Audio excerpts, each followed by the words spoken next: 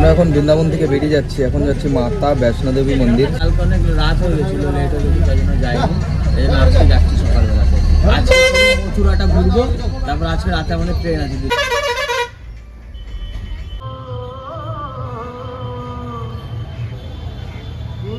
আমাদের লকারে ব্যাগ রেখে দিয়েছি, এবার যাচ্ছি মায়ের কাছে, মায়ের দর্শন করতে। আপনারাও আসুন। এখন উপরে উঠছি সিঁড়ি থেকে। মায়ের কাছে যাব, সামনে যাব, ওখানে একটু ভিড় আছে এখন, এত সকালে তবুও ভিড় এখন। ইয়া মায়ের মূর্তির সামনের দিকে যাচ্ছি এখন, দেখুন কত সুন্দর মন্দিরটা।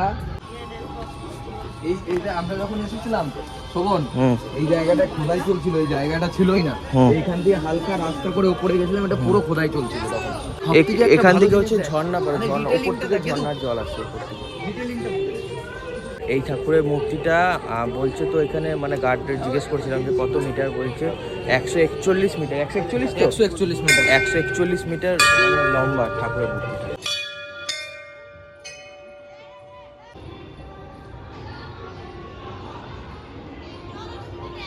কি বলছিস? হ্যাঁ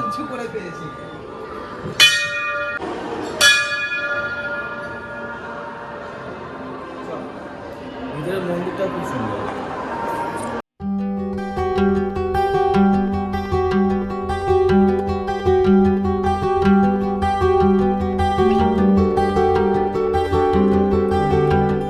এই যে এখানে মায়ের মূর্তি করা আছে, এখানে পুজো হয় মায়ের মূর্তি। আমরা এই মন্দিরে এসেছি কত সকালে, তবুও মানে আস্তে আস্তে এরপরে ভিড় বাড়ছে, মানে আমরাই ফার্স্ট ছিলাম। এতটুকু ভিড় নাই, না আমি সকালে বলছি, এত সকালে তবুও কত ভিড়।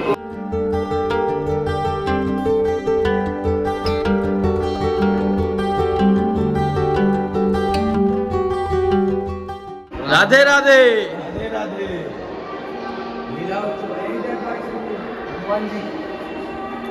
জয় বজরংবলী।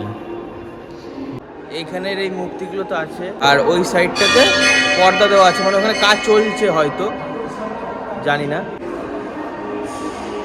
আর আজকে আমরা মানে সব জায়গাতেই ঘুরবো, ঠিক আছে, এই একই ড্রেসে ঘুরবো, কিন্তু যদি সব জায়গায় ঘোরার ভিডিও যদি একসাথে দিয়ে দিই তাহলে কিন্তু ভিডিওটা 1.5-2 ঘন্টা হয়ে যাবে। তাই জন্য আমি পার্ট করে ভিডিওগুলো দেবো। ব্রহ্মা বিষ্ণু মহেশ্বর, পুরো মনে হচ্ছে আমি ভগবানদের যেন আমি এইখানেই দেখতে পাচ্ছি,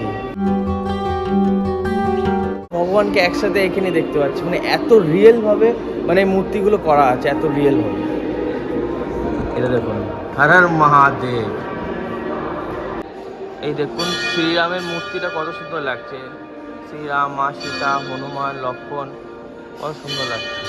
লক্ষ্মী নারায়ণ, সাই বাবা। কি আছে গুহার মধ্যে সব রকমের মূর্তি, কৃষ্ণজি, হ্যাঁ সব রাখা আছে। একটা খুব সুন্দর, একটা না অনেক, 1 ঘন্টা লাগবে এটা পুরো গুহাটা কভার করতে। আমরা এবার গুহার ভিতরে ঢুকবো, এই যে গুফা এন্ট্রি, গুহার ভিতরে ঢুকছি এখন। এত অন্ধকার এখানে, তুই নিজে একা যেতে ভয় পাবি, এত অন্ধকার, প্রচুর অন্ধকার ভিতরে। আর পুরো মনে হচ্ছে গুহার ভিতরে ঢুকছি, অরিজিনাল গোয়া ভাই, পুরো অরিজিনাল গোয়া দেখে। জয় মাতা দি। সবার প্রথমে আমাদের গণেশজি, এই যে আমার সব কিছু শুরু হয় গণেশজিকে নিয়ে। গণেশ ঠাকুরের মূর্তি আছে, সবার প্রথমে গণেশ ঠাকুরের মূর্তি। যে কোনো পুজো গণেশজিকে নিয়ে শুরু হয়, হ্যাঁ গণেশজিকে দিয়ে শুরু করা হয়েছে। জয় মাতা দি। পুরো অন্ধকার অন্ধকার, তো পুরো ভিতরটা পুরো অন্ধকার, পুরো অরিজিনাল একবারে, পুরো হেভি সুন্দর করে, খুব সুন্দর করেছে।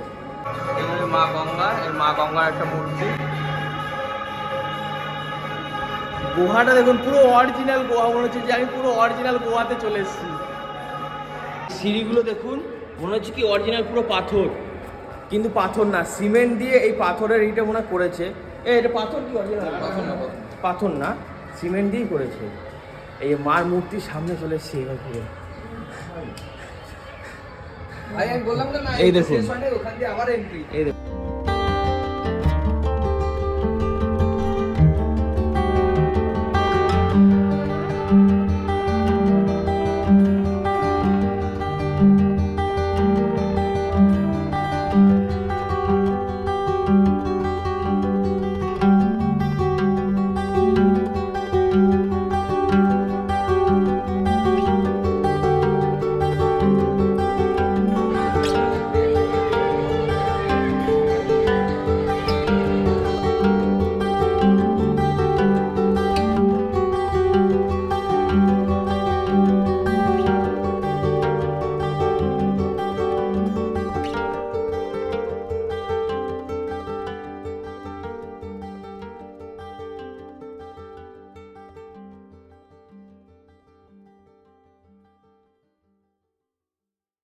এখানে মানে ঝর্ণা হয়, জলের ঝর্ণা রাত্রেবেলাতে, এখন হবে না। আর এর ভিতরে সব মানে যখন কাজ শুরু হয় তখনকার এখানে স্ট্রাকচারগুলো যে দেখাচ্ছে। এই লেকচারটা হয়েছিল 2007-এ, হ্যাঁ। আর এই যে উপরে যে মূর্তিটা দেখালাম প্রথমেই, এই যে মার, এই যে এটার সিংহটা, মার ছোট্ট করে এখানে মূর্তি করা আছে, ভোলেনাথ। এই যে বললাম না ওখান থেকে ঝর্ণা পড়ে, এখান থেকে রাত্রেবেলাতে ঝর্ণা পড়ে। রাত্রেবেলা না দিনের বেলা বলতে পারছি না, বাট এখন চালু করেনি।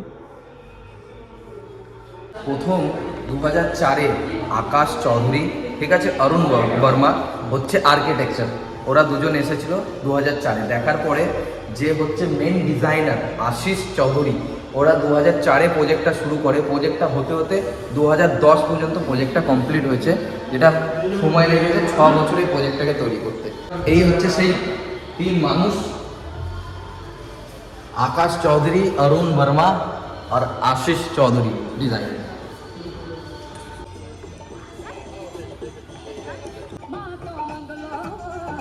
আমরা এখন বেরিয়ে যাচ্ছি এখান থেকে।